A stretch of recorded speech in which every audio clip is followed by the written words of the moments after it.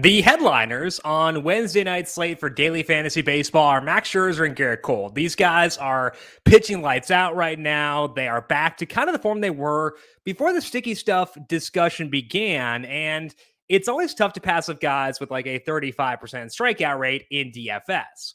The question we have is, can any of the other 18 pitchers on the slate match them from an upside perspective?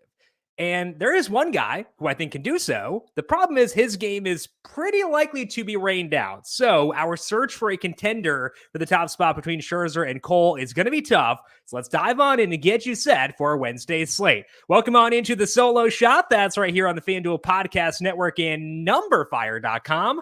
My name is Jim Sonis. I am a senior writer and analyst for numberFire.com, here to break down Wednesday's 10-game main slate. With lock set for 7:05 for tonight. The Mets and the Marlins game has already been postponed from this slate. So if you did some research yesterday, just note that game is no longer there.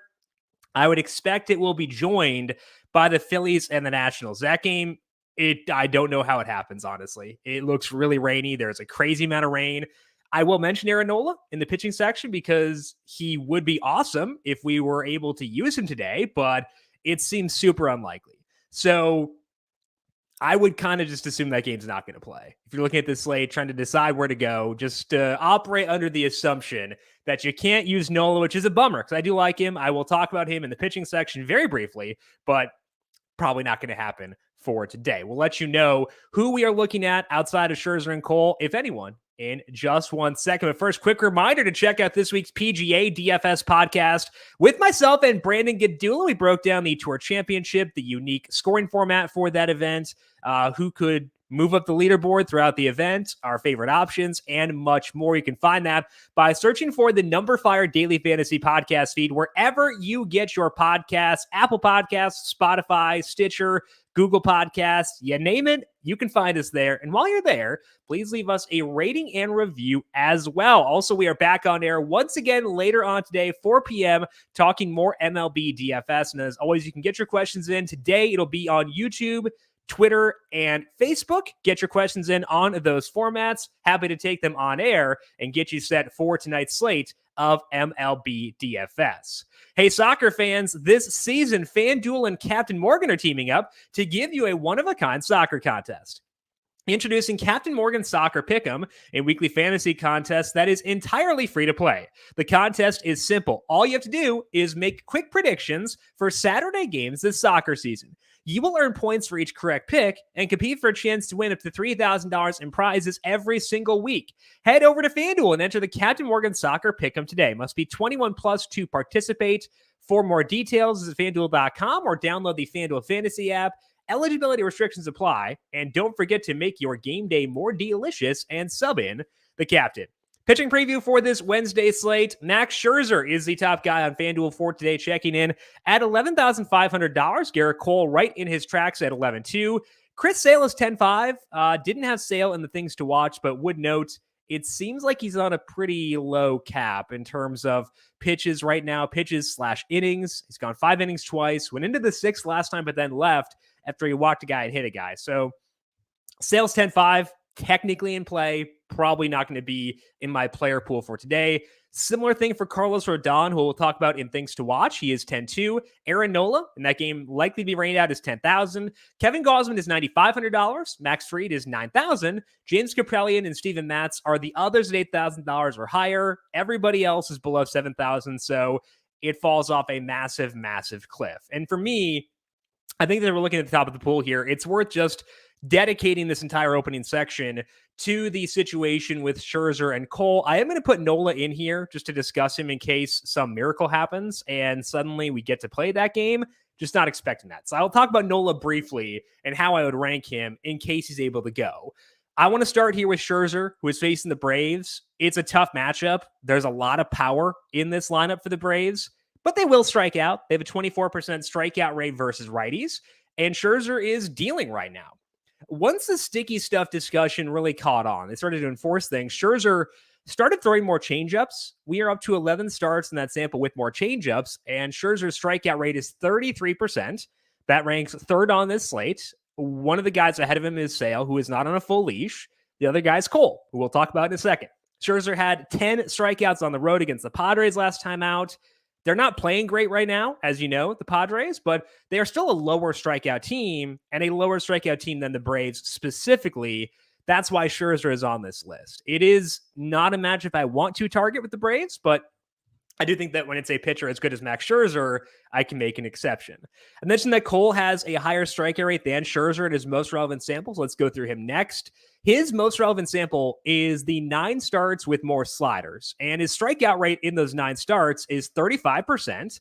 We've seen Cole let up hard contact just 34% of the time. He's looked good since he returned from the COVID IL. He has made 3 starts, and he's had 9 strikeouts in 2 of those. One of those starts was against the Angels, and that is the team he will face tonight. The swinging strike rate there was 16.7%. It's a very good number. It's the best he's had since he was on the COVID IL. But now Cole is facing them for the second time in 4 starts. This game is on the road. So there are a couple of dents in the armor for Cole. I think the matchup overall in a vacuum is better for Cole than it is for Scherzer, but a couple of issues working against him, specifically kind of a close to a repeat matchup in this game being on the road. Obviously, the strikeouts are very fun, though, which is why he is still in this discussion. Just very briefly on Nola, if we had access to him, I would love him because he's facing the Nationals. 85 WRC plus against righties, 133 ISO, really rough team. And Nola has been awesome. He has a 32% strikeout rate over his past 10 starts with altered movement on his fastball. His 3.06 skill interactive ERA ranks 3rd behind Sale and Cole. He's facing Washington, great matchup. So if the weather clears out, I'll be very on an Aaron Nola, but I just don't think that game will play. If it does play, I would rank Nola 2nd in this top tier. Scherzer would be 1st. It is a tough matchup, but he is unreal right now. He is at home. They do strike out. Scherzer's number 1. Nola would be 2nd, thanks to the matchup. Cole is 3rd. It's not the matchup really, again, that scares me away as much as it being on the road and it being the second time the Angels have seen him within a couple of starts. So I would happily bump him up to 2nd if Nola gets wiped out due to rain. But if we can get access to Nola, he would be number 2 for me for tonight. I wouldn't be shocked if by the time you're listening to this, though, that game is gone. So again, Scherzer 1, potentially Nola 2, Cole 3, but I'm very happy to put Cole 2nd if we don't get access to Nola. The value options on the slate are, I would deem them a nightmare. I think that's pretty fair. I don't think you can feel great about anybody there. So I will use the closest guy I can stomach to being a value. He is not a value in the usual definition of below $9,000, but I'm not doing it. It's pretty rough below 9,000. The closest guy I can get there is Kevin Gausman against Milwaukee. He is $9,500. So again, above our usual limit, but Max Fried is the only other guy lower salaried than Gausman who I could recommend potentially, but Fried is just $500 less. He's on the road facing the Dodgers. So I'm just going to talk about Gausman instead. If you want a true value play, good luck. My best wishes. That is all I can say. Milwaukee, who Gausman is facing, is not the auto target offense they once were. The Willy Adames trade really did help turn things around for them. They have a 24% strikeout rate against righties. That is like 5 percentage points better than it was at one point this year. It is still higher than the average, though, and Gausman is a guy who can take advantage of a high strikeout rate. Gausman this year didn't initially use his splitter a ton, which makes sense. It's a pretty grating pitch on pitchers, so makes sense to ramp up into that. But he's been at full usage on the pitch for the past 15 starts. Strikeout rate in that time for Gausman is 27%. He has a 3.89 skill interactive ERA. He is walking guys, and he's letting up hard contact, which is why I talked about Nola before. If I can use him at 10,000, I would do it over Gausman in a heartbeat. Just again, don't think Nola's game will play for today. The upside is there, though, for Gausman. He had 7 strikeouts a couple starts ago. He had 8 and 9 a few starts before that. And a lot of the bigger games for Gausman have come at home, which makes sense because his strikeout rate there is 30%, and it's also a great park for pitching. So I am okay with using Gausman, but I really do think the proper way to play this slate tonight is to build around Scherzer and Cole and then Nola if we can. The odds that one of those 2 or 3 guys is the highest scoring pitcher on the slate is very high. So my focus for today is getting up to those guys, locking them in, taking the high score, and trying to identify value in the hitters. Speaking of which, let's move now to our stacking section, and it will focus around offenses that we can use with Scherzer and Cole. That does mean some good stacks will get deprioritized a bit. So the Yankees are a team that I do like to stack for today. Just harder to stack them in terms of value. We'll talk about Cleveland in terms of, a lack of value, but we do need to try to identify teams we can stack while using Cole and Scherzer. One team that you might not think of in that regard, but I do think works depending on how the lineup cranks out, is the Chicago White Sox. I think they've got to be the top stack for today. We got good matchups elsewhere, and we'll go through those in a second, but the White Sox are the one good offense we've got in a super plus spot. They're facing Max Kranick. Kranick is coming back up from AAA, where things weren't really going so hot. His ERA was 5.10. He had a 19% strikeout rate. His walk rate was good, but that means a lot of balls in play. We like that scenario for stacking a lot. ERA over 5, low strikeout rate, low walk rate, and those were his AAA numbers. In the majors, Kranick has a 4.96 skill interactive ERA across 5 starts. His hard hit rate, 39% with a lot of fly balls. All that led to a 7.20 ERA in that very small sample. Now, Kranick has to face a team that's as healthy as it has been all year long, with Yasmani Grandal being back. Everybody is basically here for the White Sox, and it's making me want to stack them quite a bit. So it's really hard not to be in on the White Sox here. The hope is that Yasmani Grandal plays. He has caught back-to-back games. Given the knee injury, I would doubt he catches today, but he could DH. It would mean no Andrew Vaughn, but that's not a huge loss against a righty. Grandal has been awesome all year. He has been on a power bench since he came back. I would love to be able to use Grandal at $2,800. So I hope he's in there. I also hope Brian Goodwin plays. That would kind of be dependent on a Tim Anderson is sitting out again with his injury. So, we're a pro Tim Anderson podcast. We hope Tim Anderson plays. If he doesn't, though, and Goodwin plays, I would be okay with Goodwin. So check out Goodwin, check out Grandal. Cesar Hernandez is not the worst option either. Could have some value on this White Sox team, despite the fact they are pretty good, and we don't view them as being a value stack. A couple other teams that I think could give us some almost minimum salary guys are the Twins and the Royals. Let's go through them now, because if you use those teams, maybe you can stack the Yankees with Cole or Scherzer. Kind of doubt it, but it's worth a shot. Starting with the Twins, I was on them last night. Didn't really go super hot, but I am back on them once again. The first thing that I love here for the Twins is the matchup. They're facing Justin Steele, who is transitioning into the rotation. The first 3 starts for Steele have not been great. He has a 5.08 skill interactive ERA. His fly ball rate is 39%. So he's losing one of the keys to his success when he was a reliever, and Steele's walking a lot of guys. That is a profile we can stack against. And you could have done so successfully with some pretty rough teams earlier on that Steele was facing as he was transitioning to the rotation. So I think that's number one. We can use lower level teams against Steele. The Twins, not the highest level team right now, but that's encouraging for them. The second reason that the Twins bring us some really good value. It's not just value in that they have lower salary guys in the lineup, but they've got some guys with power, and that's kind of hard to come by. So I think it's wise to be in on the Twins here, leaning on that value to spend up at pitcher and get to, guys like Byron Buxton, Josh Donaldson, Jorge Polanco. You're not going to get all 3 of them in there, but you can get at least maybe one of them in there.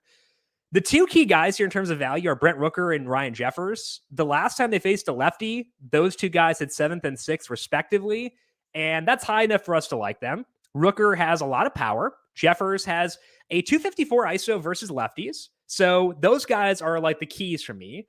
I am willing to use Rob Refsnyder. He hasn't had a good isolated slugging this year, but he does have a 44% hard hit rate and a 40% fly ball rate. That means that the power could come eventually. So Refsnyder, Rooker, Jeffers, all guys I'd be willing to go to give myself a lot of flexibility in terms of my second stack, but also making it easier to get to Scherzer and Cole. So I would check out the Twins, check out those 3 values specifically, and see what you can make work. Other team I mentioned there was the Royals. And I think that both sides of this game, between Kansas City and Cleveland, are pretty stackable. Kansas City is the one that brings more value, so I'm going to ride with them here, and we'll go through Cleveland in things to watch. Kansas City is facing Logan Allen. Allen has been up and down between AAA and the majors. He has a 7.95 ERA in AAA. It's 7.53 in the majors. it should be pretty obvious why we'd want to stack here. I do want to note that Allen did have a pretty massive velocity spike in his most recent start. That was against the Red Sox. Very good team versus lefties. And Allen held them to just 1 run over 6 innings, which is pretty easily his best start this year. There are a couple issues with that start, though. The first one is that his swinging strike rate was still 6.8%, and that's actually lower than his season-long mark.